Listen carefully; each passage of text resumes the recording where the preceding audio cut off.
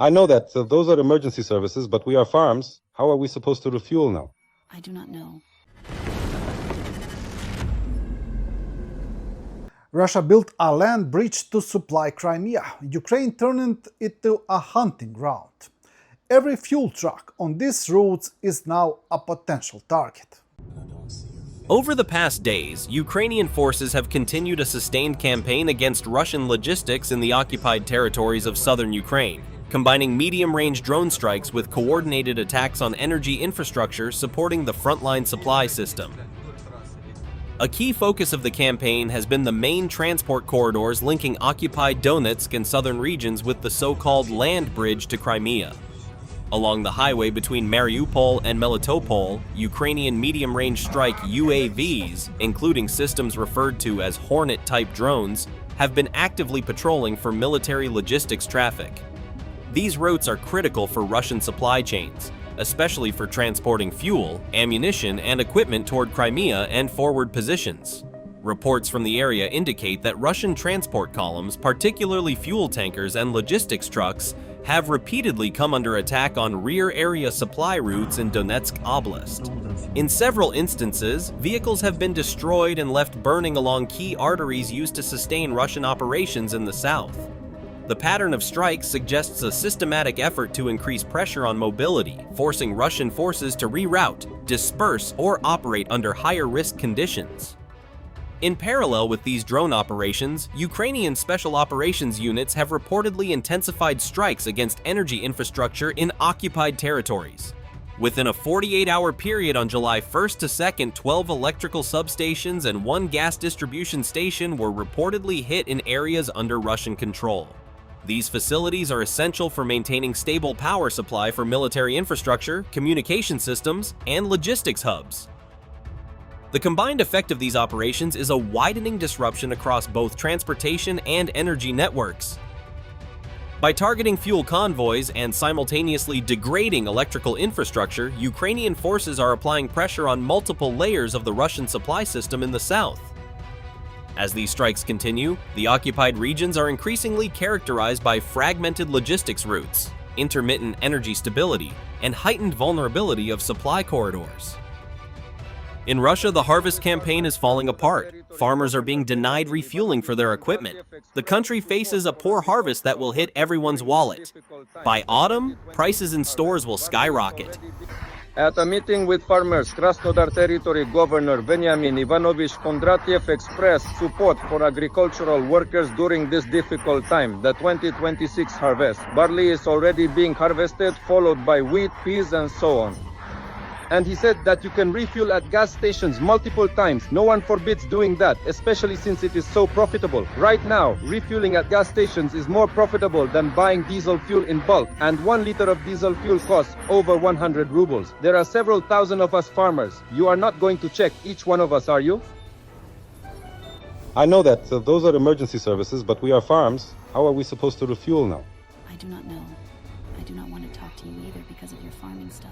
I can leave my details now. Please refer everything to us. Direct all questions to us. And what will happen? Will you be fired or what? I have worries? Of course, more. And how are we supposed to get the combine here now or what? I do not know. Call the management. Call whoever you want. Give the phone to your boss, please. You said call the boss. Please give it to me. Who did you just call? Please give it to me so I can ask for permission. And how much can I refuel now? The farmers remember this. However, now having arrived here at the gas station and provided my individual entrepreneur registration document and my passport to confirm that I am a farm enterprise, I have just been refused at the gas station. The sales clerk said you are not on some list.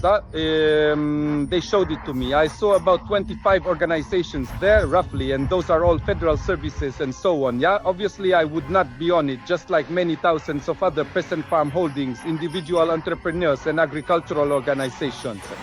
How are we supposed to manage now? Where can we get fuel right now to carry out the harvest on time without losses? Dear Veniamin Ivanovich, I am informing you that our fuel situation is bad. This is the Tikhoretsky district, the city of Tikhoretsk, the Rosneft gas station. Now we are going to Gazprom. Hello. Is it possible to get 100 liters of diesel? None at all. When will you have a delivery? At the Gazprom gas station in the city of Tikhoretsk, there is no diesel fuel at all. They said it will be here on Monday. The driver of a Ukrainian truck spent several minutes trying to detach a burning trailer after a Russian strike hit an OK wine warehouse. Fortunately, the driver was not injured.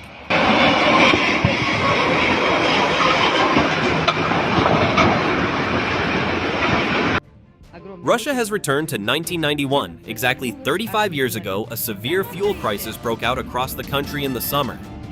Then, just like now, people were queuing for kilometers at gas stations, and the sale of gasoline was limited to 20 liters per car or distributed via ration cards. У вас что, чрезвычайное положение? Не знаю, какое у нас положение. People will grumble, curse in their kitchens and Telegram chats, and complain, but they will not rise up. There is simply no critical mass, Russian publicist Alexander Nevzorov said in an exclusive interview with Nexta. Fuel shortages, new waves of mobilization, and sending more men into the meat grinder will only bring more anger and despair. But they won't turn the country upside down. Russians, he argues, will continue to endure, stay silent, and indulge a deranged dictator in whatever he wants. Do you still believe the Russian people will ever wake up?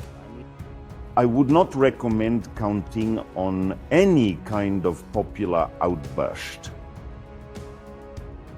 Yes, now there will undoubtedly be, besides this gasoline frenzy that will continue, which Ukraine has brilliantly orchestrated, there will of course be mobilization or an attempt at mobilization. Yes, the people will sneer, grumble, and curse, but they will not explode. I mean, can you imagine that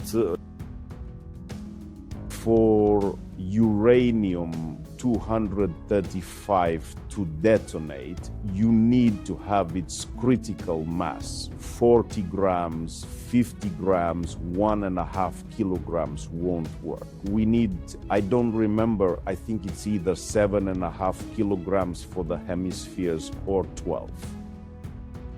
This critical mass, which could blow up Russia from within, does not exist, and it is not expected to emerge. So this mobilization roundup into cannon fodder, yes, it will cause another wave of irritation. It will add to the hatred. But this is still not that fatal threshold, just like gasoline. They will accept it, like the internet, like the lack of free speech, like degenerate propaganda television. They are all willing to endure this just to belong to the master race.